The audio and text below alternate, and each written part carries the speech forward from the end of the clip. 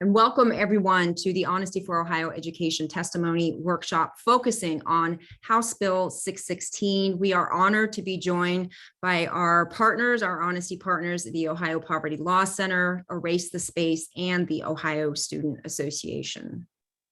My name is Cynthia Peoples, and I'm the founding director of Honesty for Ohio Education, and I will be co-piloting this program with Pat Gladura, who you'll meet in just a moment. For those of you that are new to the honesty space, we are a nonpartisan statewide coalition who partners with nearly 40 organizational partners and hundreds of students, educators, communities, and Ohioans who all believe that every child deserves an honest, high-quality education grounded in truth, facts, and diverse perspectives. The Honesty Coalition serves as a centralized hub and convener to help educate, advocate, mobilize, provide events and programs and workshops just like this, and additional resources to empower our students and our educators and to affirm identities, cultures, and experiences around Ohio and to build that community so that we can all learn and grow together in these very hard times. And we're really excited about our Youth and Young Adult Coalition, which is, again, why this is a hybrid workshop. And I'm going to quickly segue into introducing you to our Youth and Young Adult organizer and statewide leader, Pat Gladura, who is quickly building a statewide network of students, student groups, youth organizations to lift that student voice and to amplify the needs and priorities of our young leaders across the state of Ohio. Pat?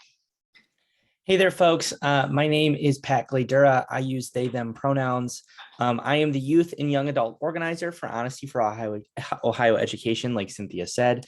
And we are really building a statewide network of students who care about the safety of their schools, the honesty within their schools, and the community within their schools. And they care about one another and how to make a difference. And so I'm really, really proud of everything they have done so far and will continue to do.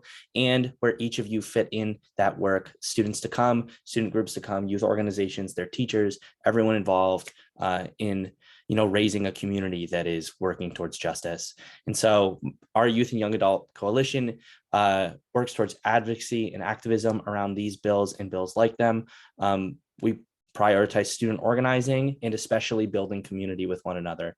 So at the top, the little QR code is for our youth Discord, where you can scan and join the community that we've got building. So thank you so much to all the youth who are already a part of that and here tonight, and those who are looking to continue to build that community.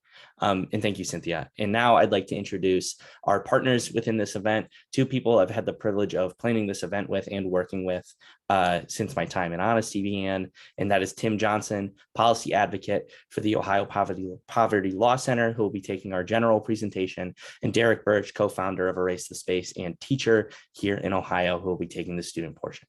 So thank you so much to both of you.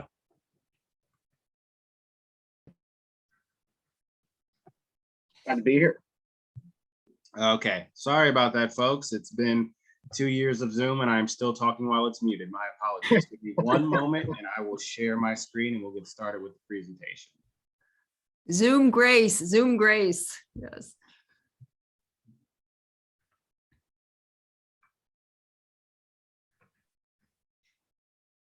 All right. Can everybody see my screen?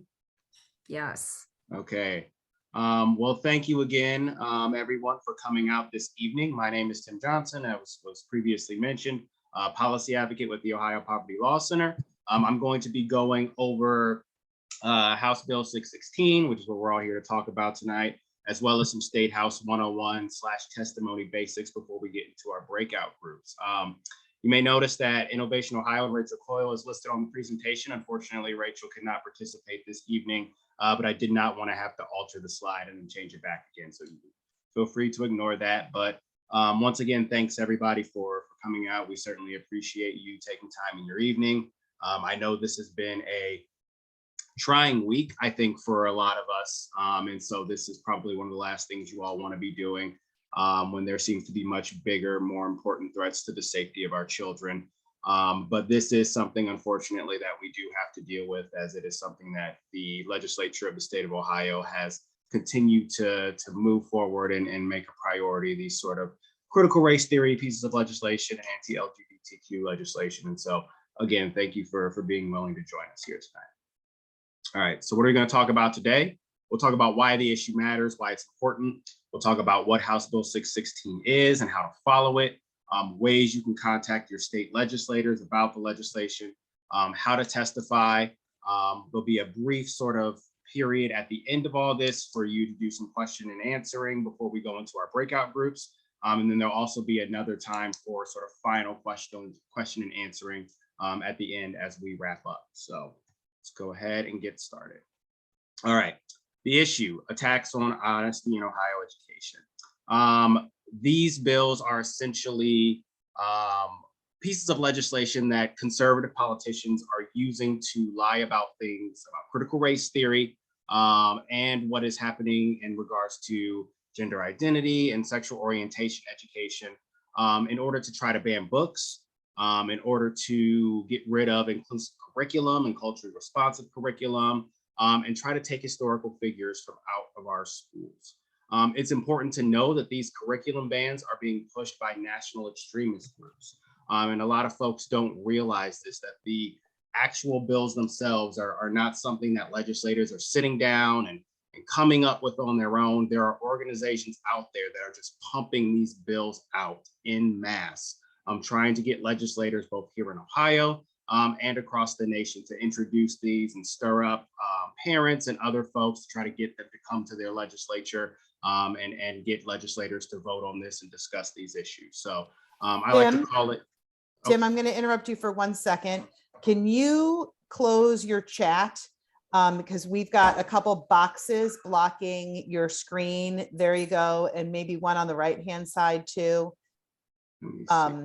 Thank you so much. I'm sorry to interrupt. This is super important content and I want to make sure we can all see your screen all the way. Yeah, hold on. Let me. You may have to minimize it and then sort of drag it to the bottom, or that's good. It's off there for us. It is? Yeah, we can see most of the pertinent information. Yeah, we can see the important stuff now, as long as it's minimized there. Okay. All right. Well, let me know if that is still bothering folks, and I'll figure out how to get rid of that. But these bills are aimed at banning teachers from discussing race, racism, prejudice, gender studies, sexual orientation, gender identity, all of these different things, and they're purposely written broadly for the purpose of stopping teachers from discussing these issues as a whole. You will notice, and we'll talk about with House Bill 616, that oftentimes these bills don't bother to define anything, and that's on purpose. It's to let teachers know that anything that could possibly be related to these topics could fall into this category, and they want teachers to be afraid to teach about anything having to do with any of these subject matters. They're also aimed at specifically eroding the faith in the public school system.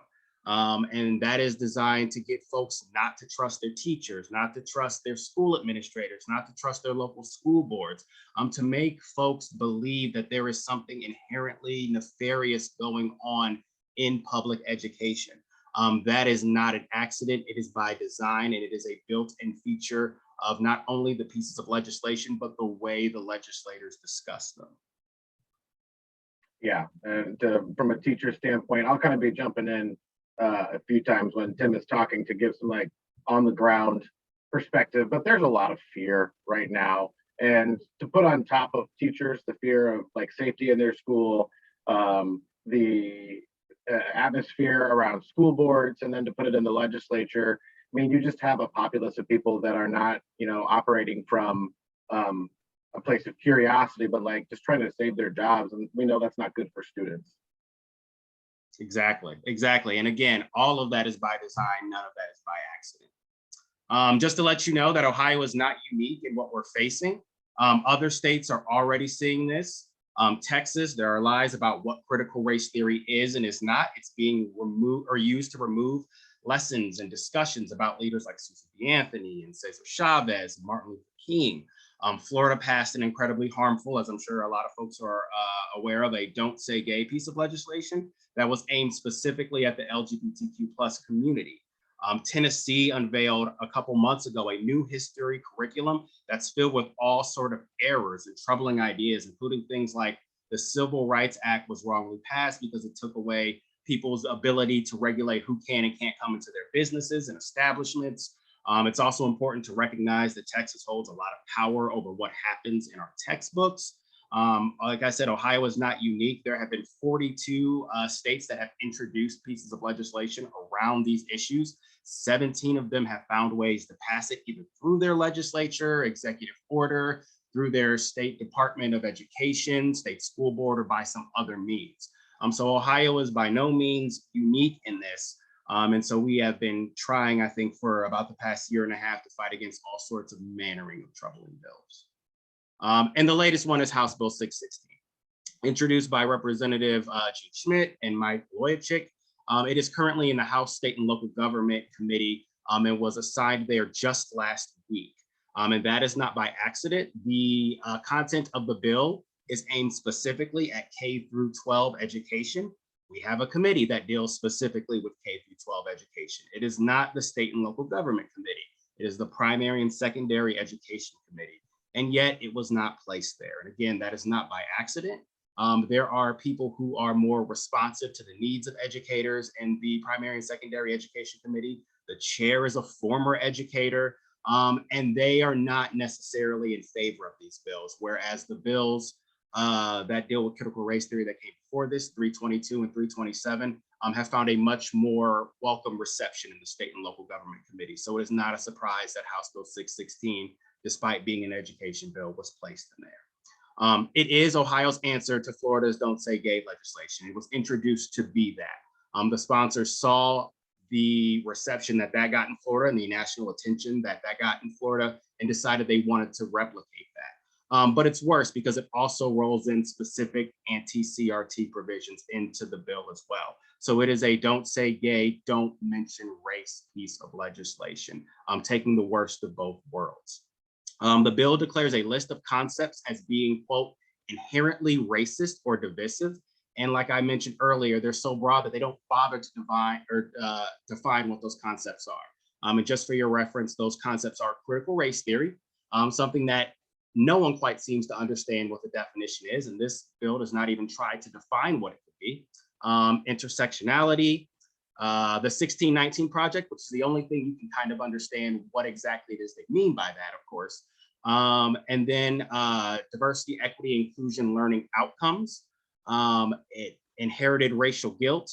And there's also a provision in there that anything that the state school board determines to be inherently racist or divisive, which is very worrying because it gives a ton of power to our state school board, which is a political body. It is not nonpartisan. They do wield power. In fact, they actually passed in July of 2020 a great resolution around equity dealing with minority students and the need for Ohio schools to do more, and then went ahead and repealed that resolution shortly over a year later because they thought it was unfair essentially to the white students and a bunch of other things, including believing it promoted CRT and other issues. So they are a political body. They respond to politics. Giving them this power is very worrisome. It also lifts anti-LGBTQ+ language directly from the Florida legislation to ban any discussion of gender identity or sexual orientation in grades K through 3, and prohibits non-age appropriate discussions in grades 4 through 12. Do they say what age appropriate is? Of course they do not. So again, that will have to be decided by the state school board or the Ohio Department of Education because it is not clear what qualifies as age appropriate discussion in the bill itself. It also retains licensure penalties from House Bill 327. So teachers could see a licensure admonishment, suspension, or revocation if they violate this bill. But it also includes school funding penalties as well. So at a time when schools are still not equitably funded and schools are fighting for resources to make sure that their kids have what they need, teachers have what they need in the classroom to educate our kids, schools could see themselves losing funding if they are in violation of House Bill 616. And Derek, I don't know if you want to mention how you feel this will impact you in the classroom specifically, but I certainly will. Sure. Yeah, I would be fired first period. It was like a 1, 2, 3 strike system. The last part you're talking about with funding is incentive for districts to turn their teachers in. So the protections for teachers being limited to associations or unions at this point, you're not looking at administrators that are trying to get your back. And I'll also say that like what this does is it limits teachers' ability to protect vulnerable students. Students are still allowed to discuss these things in your class. You as a teacher are just not allowed to start these conversations, ask questions about these things, introduce this content for discussion. And when this stuff does get discussed, making sure that those in your class that are in a vulnerable position, I have trans students in my class that I know I'm paying attention to make sure that because they are not part of what is deemed the normal or the mold at school, that they're protected by me if it comes down to that. And especially where I am at Olentangy, we have students of color who do not feel comfortable all the time given the demographics. And it allows for the dominant culture to continue to be the dominant culture rather than having like an uncomfortable learning moment and people kind of coming out the other side together with a different understanding, which I see all year. And students having to navigate these social things, you won't be navigating it. They won't be navigating it, which is, the safe place to do that is in school. Yeah, I'll absolutely. keep going. I'll take too long, Tim. No, I understand. And again, everything you just said is intentional and unfortunately by design. So how to follow House Bill 616, how to track what's going on with it, how do we know sort of where it is in the process, and how can we stay on top of what's happening with it? Well, one of the first things that you can do is contact the chair of the House State and Local Government Committee, who is Representative Scott Wiggum. You can send an email to his legislative aide, which I have here, or call his office. And what you want to do is ask to be placed on the House State and Local Government Committee notice list. That is a public list that really anybody is welcome to join. And essentially, they will send you emails on when that committee is meeting and what bills they'll be hearing when they meet. So that is the easiest way for you to know when a hearing might be scheduled for House Bill 616 or any of the other bills affecting education that are currently sitting in State and Local Government Committee. And by law, they have to let you know 24 hours in advance before they have that committee hearing. So you'll always get at least a 24-hour notice. I will say that usually committee notices go out 5 days before. So if a committee meets on a Tuesday or a Wednesday, you'll usually know by the previous Thursday or Friday. But again, legally, they only have to give you 24 hours notice, and you will by law receive that. You can also keep track of what's happening on the ohiohouse.gov page. You can go to their committees tab. Under their committees tab, there's a tab for state and local government. The landing page looks just like this. It has all the list of the members who sit on the committee. And you're welcome to click on them. You can find out specific information about the legislators. But if you click on the bills tab, it'll give you a whole list of all the bills that are currently sitting in that committee. And you can click on each one and find out how many hearings it's had, who's come to testify, all of those things. House Bill 616 has just been assigned to committee. There have been no hearings, so there isn't really a lot of information on that bill right now. But if that were to pick up in hearings, you can always look at that page and figure out where it is in the process. You can also, if you want additional information on the bill itself, go to legislature.ohio.gov. If you go to this tab right here that says legislation and search legislation, type in 616, and you'll get to a page that looks like this. It's got the sponsors of the bill, it's got the title. If you look in the upper right-hand corner, there are different tabs you can click on, like summary and status and votes, committee activities. If you click on the documents tab, it'll take you to a page that looks like this, where you can download a PDF of the actual bill text itself, so you can read over it if you would like. Or if you're ever confused about what a bill says or does, if there is analysis that has been performed, you can click the bill analysis and you can get sort of a summary of what the bill is trying to do. Because sometimes if folks haven't read a bill before, it can be kind of tricky to figure out exactly what it's doing or what it's going for. And so the analysis is a way for you all to sort of keep track of what the bill is actually trying to do. You're always welcome to contact your legislators by phone and tell them how you feel about House Bill 616. And I highly recommend that you do that. Again, you would want to contact the chair of the committee, the Speaker of the House, who really controls all of the inner workings of what happens in the Ohio House. That is Speaker Bob Cupp out of Lima. You can also call the Senate President if you would like to, let them know that if the bill ever were to be voted out of the House, that you don't support it. That person is Senate President Matt Huffman. You can also contact the state and local government committee members. You can contact your state rep and state senator, and you can find that information at legislature.ohio.gov, which is the website I just showed you. There's an opportunity to plug in your zip code and you can figure out who your state rep and state senator is if you don't know that already. And of course, you can contact the sponsors of the bill itself to tell them how you feel about House Bill 616 and the harm you think it would do if it were to pass here in Ohio. You can also use social media. I will leave the Twitter handles up here, and we'll be distributing this out to folks so you can look at this later. I find Twitter to be really helpful for if you're trying to sort of create a story, because reporters will often find, are often on Twitter and will find out when people are commenting on folks' Twitter page, and that may prompt them to start asking members of the House questions about bills and things of that nature. So if you're tweeting at legislators, there's an opportunity that a reporter could see that and be interested as to what's happening with a specific question or specific bills. So feel free to use social media to your advantage.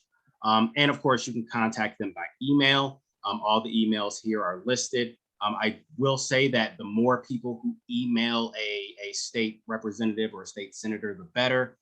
As somebody who is a former aide in the Ohio Senate and the Ohio House, I know what happens when I sit down to check the district inbox email and I see 100, 200, 300, 400 emails on one particular subject.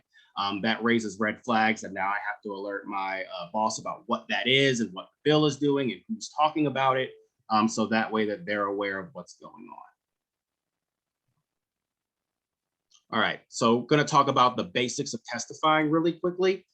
After a bill is assigned to a committee, it usually will start to receive hearings. And there is a process for how that goes. The first hearing that a bill will receive is sponsor testimony. So the folks that introduce it will come to the committee and tell the committee why it's important to pass that piece of legislation, why they think it's good for Ohio, et cetera, et cetera.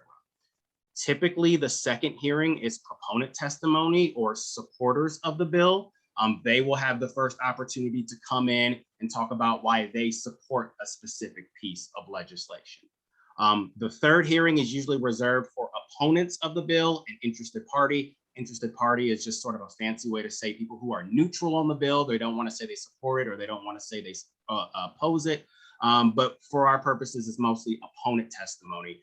This is where you would have the opportunity, for example, for 616 to come in and talk about why you're against the passage of House Bill 616. And then usually any hearings after the third are invited for everybody. So all the people who have a stake in the bill, supporters, opponents, people who are neutral, whomever, are invited to come in and sort of speak all at once. Please note that, of course, all of this is subject to change. The committee chairs have a lot of power to essentially do what they want. So if they want to give proponents multiple opportunities to come in and testify by themselves, they can do that. If they want to give opponents and proponents the opportunity to speak at the same time, they could do that. So it can change, but normally this is what the committee process will look like. So when you're testifying in committee, I think the ultimate goal is to get you all to testify in person. There's just no substitute for somebody coming in, standing in front of a committee, and explaining why they are for or against a specific piece of legislation. That really lets the committee members know why you care, what your story is, how you see the bill, what impact you think it will have. It's the most effective way to deliver testimony if you're going to do testimony.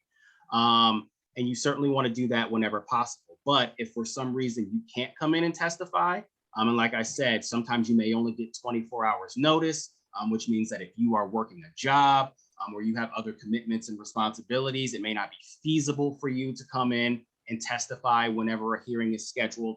You can always submit written only testimony. And that too can be powerful. When multiple people send in written testimony, it gets entered into the public record. And people can look back and see how many people bothered to take the time to send testimony into the committee to voice their opinion on a specific bill. I will say, however, the one flaw with written only testimony is that members will be aware that it exists, but there is no way to make sure they have read it. And so it is always better to come in if you can, so your voice can be heard. But there is benefit to doing written only testimony too, if that's the only way you can participate.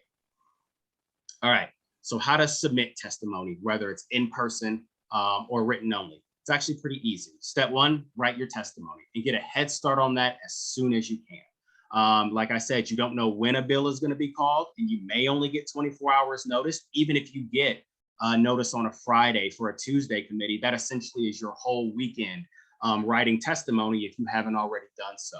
So as soon as you possibly can, you want to get a head start jump on writing your testimony.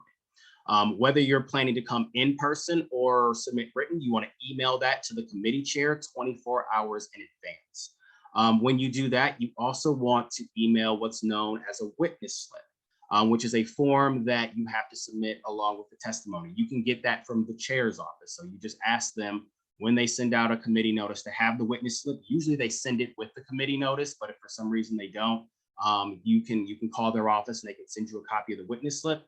All it is essentially a form that asks for like your name, if you're within an organization, what organization are you affiliated with, and then what your position is on a specific bill and what bill you're coming to testify to.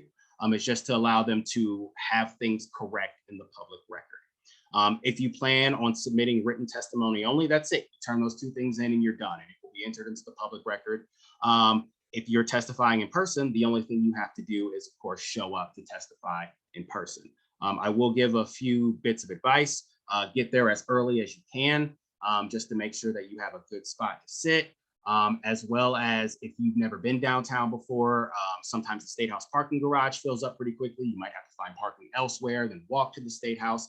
There's security, so you will have to go through metal detectors and other things. And then if you're not used to navigating the State House, you have to find where the committee is actually being heard. And there are people there that can help you, but it can still be a process. So show up early when you can.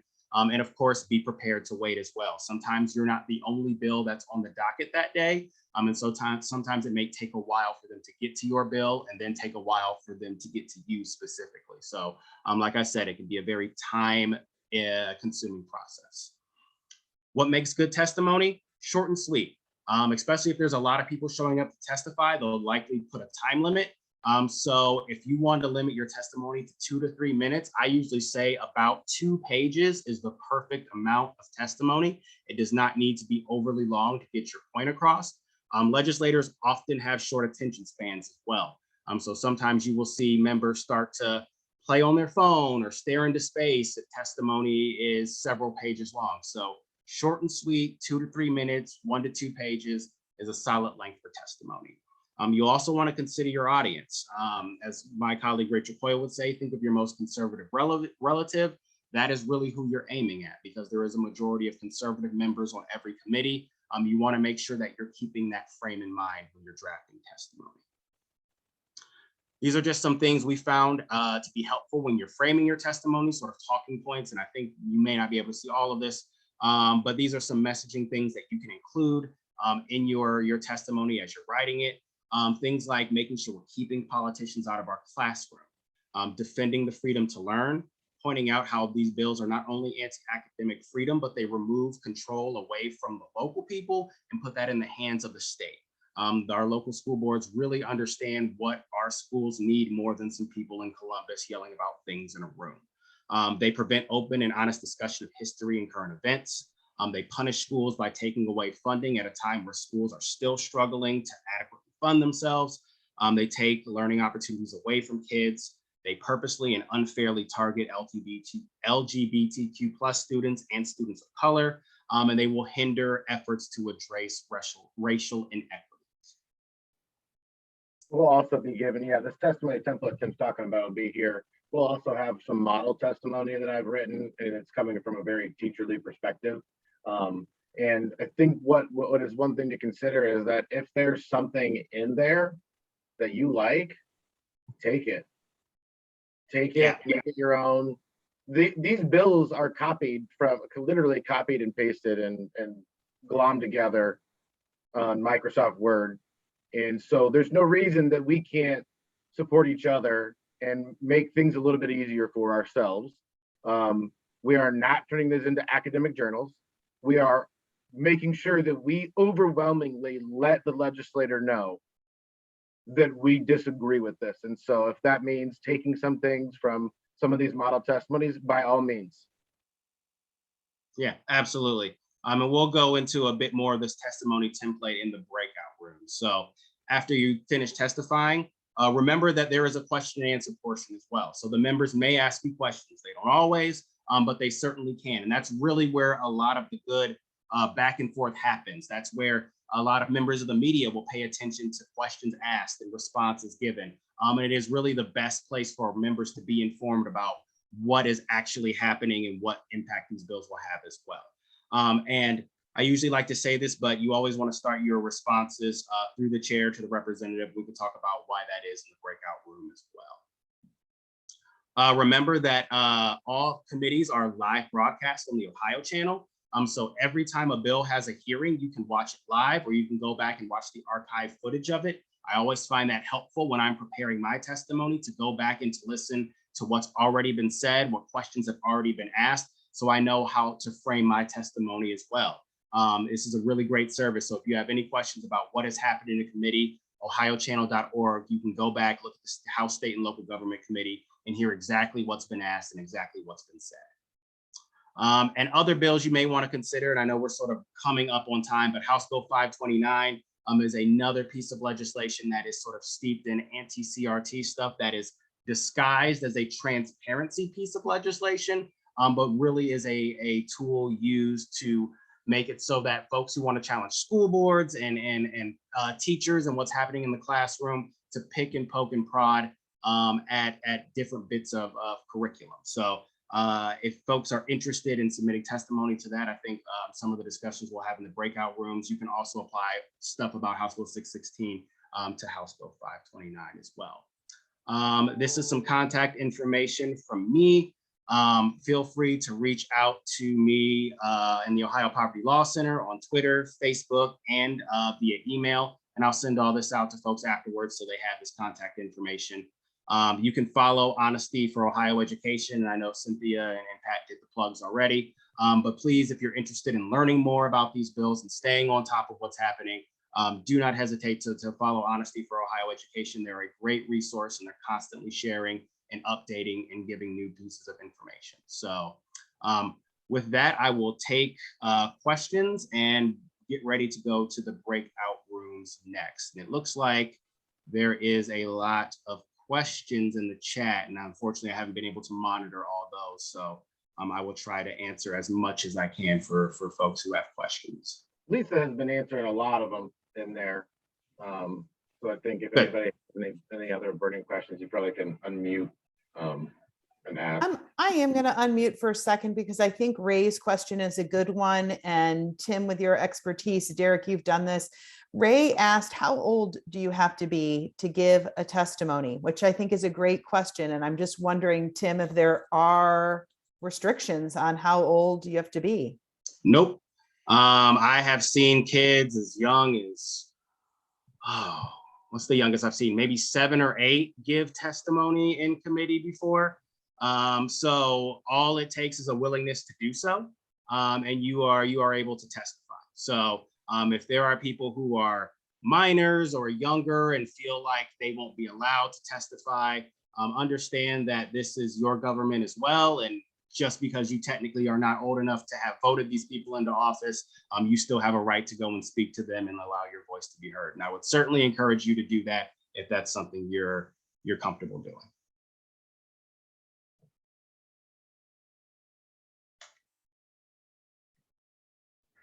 Tim, there was another question in here from Corey. Let me scroll to it.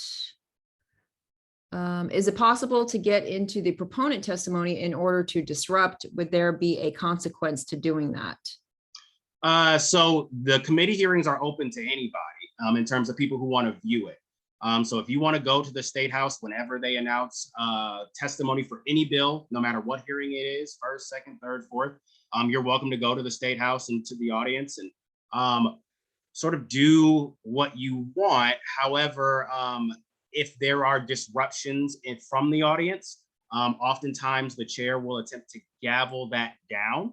And if the disruptions continue, they may call in the sergeant at arms, which is sort of like the state house.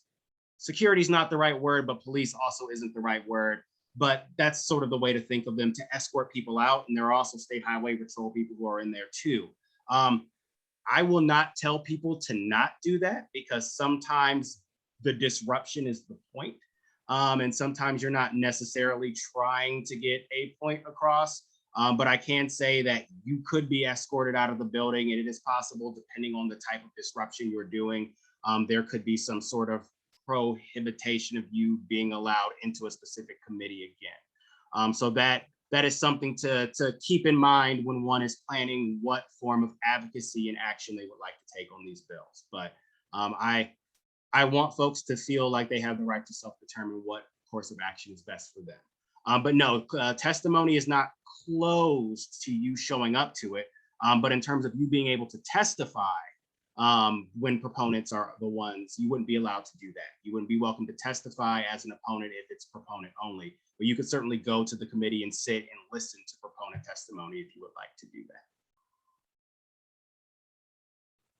If it's all right, I'll also add that today was the hearing for HB 454, which is the gender affirming care ban, and folks sat behind the camera wearing like pro-trans like t-shirts and hats and things like that. So like anyone watching on the Ohio channel would see those messages while proponent testimony was going on. So you can also do stuff like that, have like a visual sort of thing and sit behind where the cameras are placed, and without having to like, you know, put like a disruption on the line or something like that. Though, like Tim said, I don't want to discourage anyone from their forms of advocacy.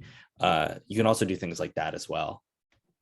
Yeah, and yeah, I think that that's a great point. And I'm not necessarily the best strategist for those types of things. So folks who are better at advocacy in that way can probably decide for themselves what the most effective form is. But yeah, there are multiple ways to get your point across in a committee hearing without necessarily needing to be verbal, even when it's not your turn. But again, there may be reasons for folks to do things like stand in the back and yell shame on you and other things that have happened in the State House. And again, that form of advocacy is best left to the folks who are discussing how they want to go about that. Good. All right. So when you're writing your testimony, it's actually pretty formulaic in the way sort of it's generally outlined. And I want to go over that. When you're writing your testimony, you sort of want to start it off as you see right in front of you by addressing the chair, who is Representative Wiggum, the vice chair, who's Marilyn John, and ranking member Burtch Kelly, and all the members of the Ohio House State and Local Government Committee. You thank them for allowing you to testify today, state your name, and a basic bio about yourself. So my name is Tim Johnson. I am a policy advocate with the Ohio Poverty Law Center. I am strongly opposed to House Bill 616. Then all you have to do then is explain your opposition and why you're opposed. Remember to try to keep it short and sweet. I would argue about 2 pages is the sweet spot. And remember to center your own experience. I cannot stress enough how important that is, that you make the testimony reflect who you are.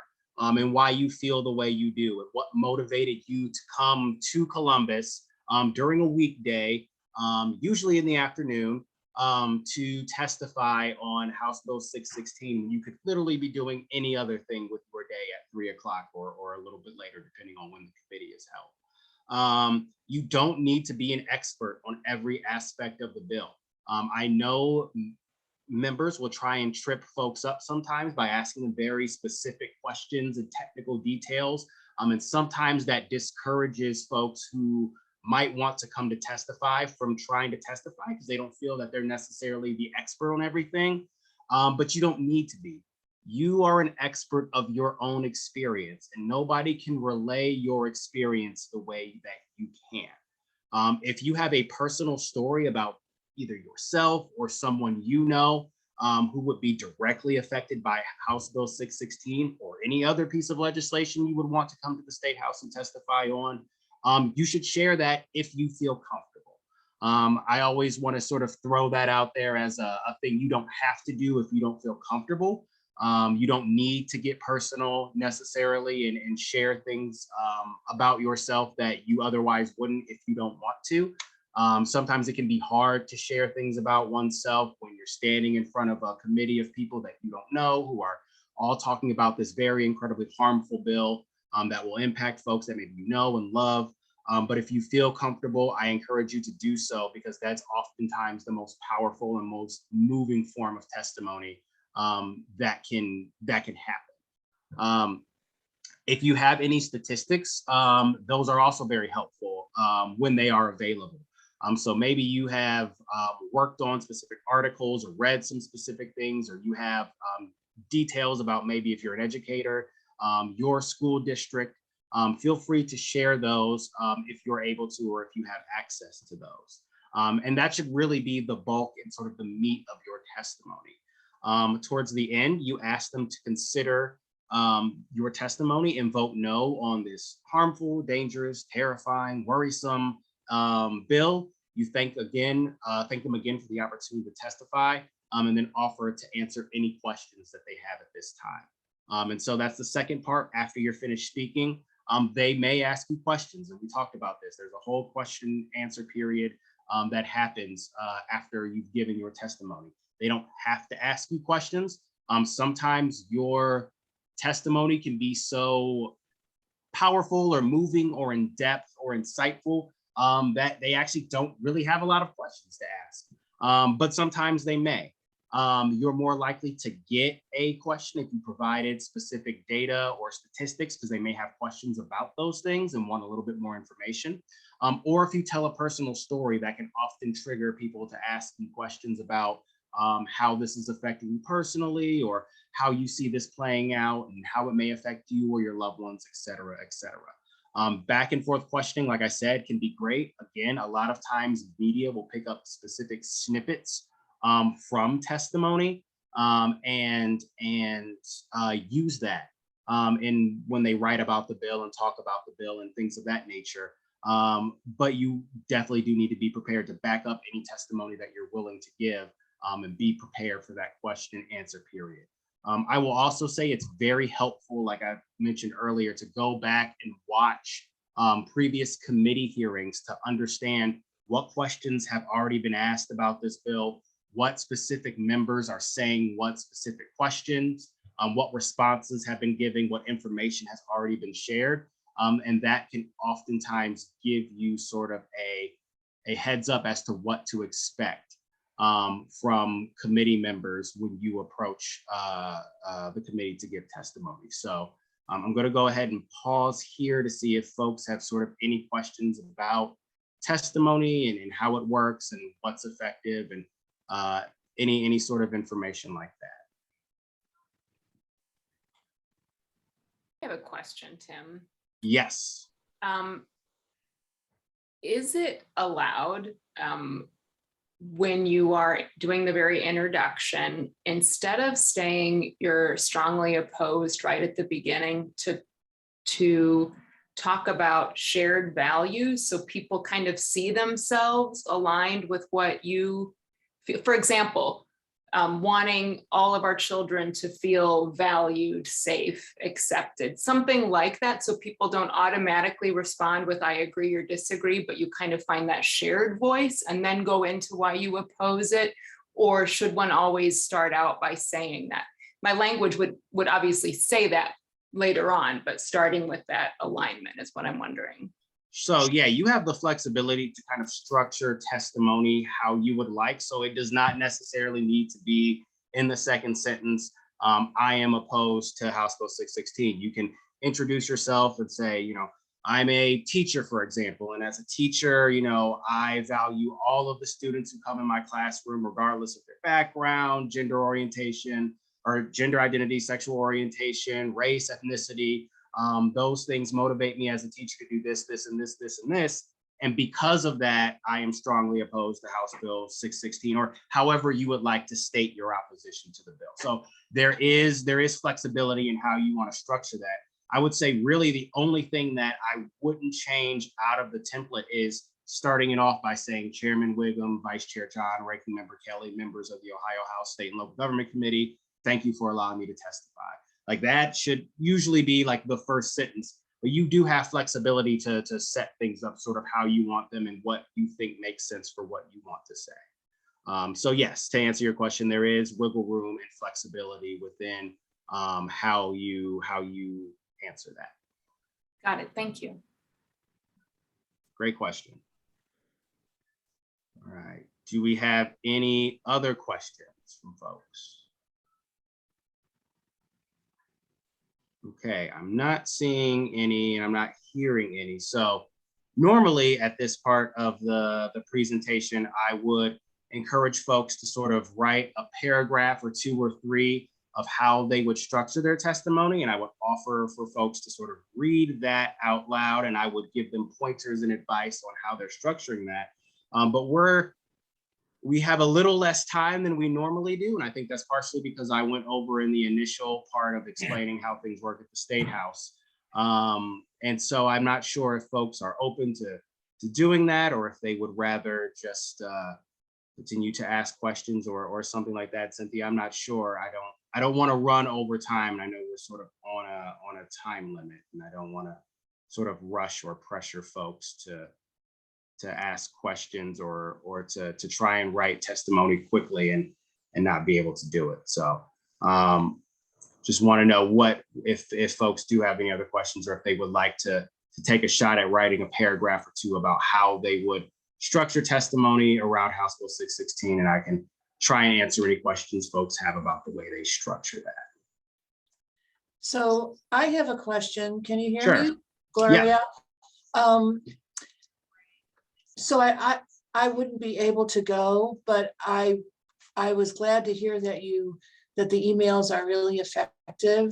So if I send an email, would I do it in the same basic structure?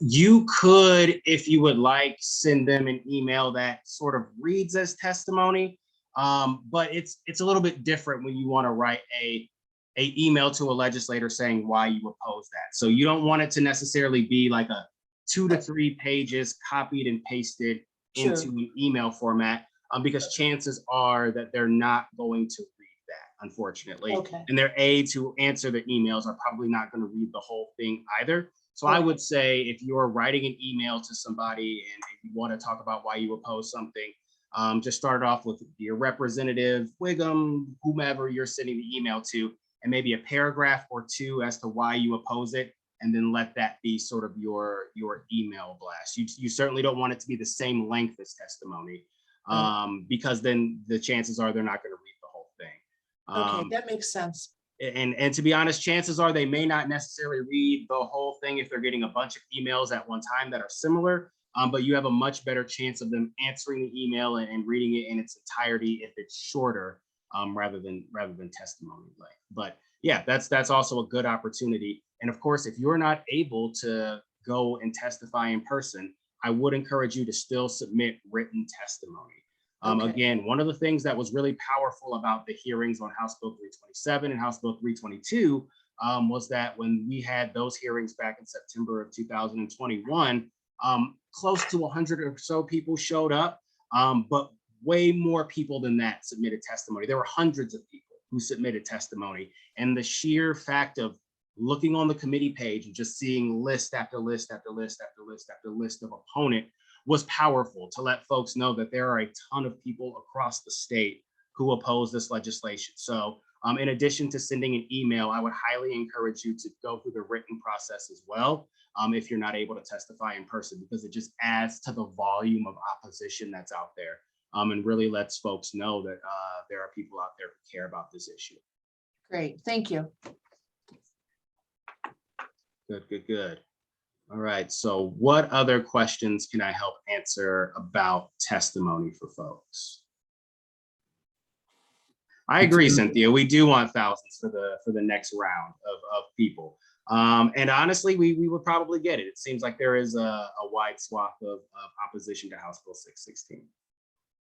Hey, Tim, if I testify and then I get asked questions after my testimony, how do I respond to the committee? Okay, this is a good one. Thank you, Daryl, for the question. So there is a recommended way that you respond to testimony when you are testifying before a committee. So in a committee, everything happens through the chair of the committee. And so when a person on the committee asks you a question, you will hear them say, through the chair to the witness, and then they will ask their question. You know, how do you think this bill will affect you? Why is this bill harmful? Whatever the question will be. It is customary for those who are responding to a question to acknowledge the chair before they answer the question. So you would respond through the chair to the representative or to the senator, whatever bill you're testifying on, and then answer the question. I will say that for folks who are not necessarily professional lobbyists like Daryl or myself, they tend to not be as upset at folks when that doesn't happen. It's certainly a more formal way to answer the question, but they do typically understand that your average everyday Bob and Betty Buckeye out there is not necessarily steeped in committee process. They're not necessarily steeped in Robert's Rules of Orders or things like that. So they tend not to be angry or upset if you forget to do that. But it is just a general rule of thumb for folks who are testifying to make sure you acknowledge the chair when you're responding to a question. And you'll get the hang of that, especially if you're not the first person to testify. You'll see people do it repeatedly, and it'll come natural to you. So great question, Daryl. That is certainly something I would recommend folks sort of practice. And that's another thing I will say. Practice with yourself question and answering if you ever do plan to testify. One of the things I like to do when I write testimony is, if I were a person who knew nothing about this issue and I read my testimony, what questions might I ask about what I just wrote? And then I like to try to answer those questions and as I go along. So that way I'm somewhat prepared for what questions might be asked of me. And so you should always be viewing the testimony that you are writing with an eye for, well, what may they ask me based on what I just said? And then try to figure out how you would answer that if you were asked that question. It's just sort of a basic way to make sure you're as prepared as possible. And you can't be prepared for every question. As a person who has testified numerous times on a lot of different bills, they always have a question or two that might surprise you. But it's always fine to tell them that you don't know the answer. And that's one thing I'll make sure that folks know as well. If you don't know the answer, you can tell them, I don't know the answer to your question. If you think you're able to get information on that, you can tell them, I will follow up with you with the answer. And you can email the chair's office with the answer to the question. The last thing you would ever want to do is make something up. Do not, under any circumstances, guess or make up an answer if you don't know something about a question that's been asked. Because the last thing you would want is a state senator or state representative to take you at your word. And next thing you know, they're repeating the information that you incorrectly gave them at a press conference or to their colleagues or in an interview. And then all of a sudden you have given them false information. And then they're not really able to trust anything that you tell them going forward. So I don't know is always an acceptable answer. You don't need to feel as if you are less than for not knowing something. And if you are able to find out the answer to that question, you can always tell them you will follow up with them later. So lots of good things to keep in mind when giving testimony.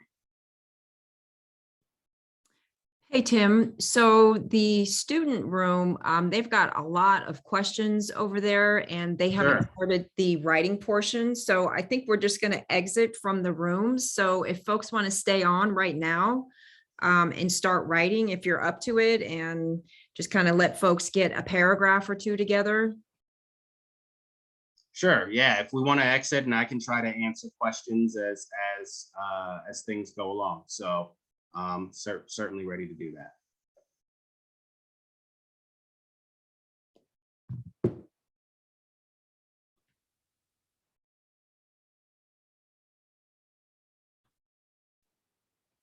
Is anyone interested in writing?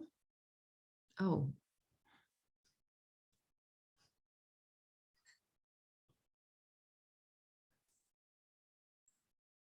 Well, I know Cynthia has resources to samples of testimony that have been written in templates. So as folks are looking to go ahead and start writing their testimony whenever that may be. And again, I would obviously encourage folks to write their testimony as soon as they can.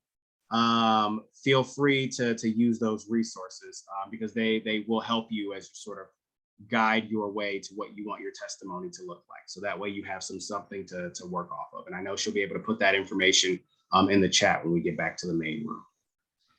I have a quick question, if that's okay. Sure. I put in the chat, but our church is getting ready to do a postcard gathering for this. So is that going to be effective? And there's something specific to the point we need to say over and over and over again? So I would say, yes, that is effective, actually. Again, just like receiving a bunch of emails, there is value in receiving a bunch of postcards or something physical from folks that may be important. What you want to say in that will depend on what your organization's stance is on that. I don't want to sort of put words in your mouth, but whatever you feel is the most harmful aspect of House Bill 616, you want to make sure you emphasize that in your postcard. And again, the more people you can get to send those, the more effective it will be. I guarantee you, I have myself as a former aide taken a big stack of letters and note cards and put them on my boss's desk and said, there are constituents concerned about Bill XYZ. Here's what they're saying about it. So yes, it will be effective. Even if it's not done electronically, it is still effective. And it is something they can see visually in a way that isn't possible when you do it electronically. Thank you. All right. Any other questions that folks might have?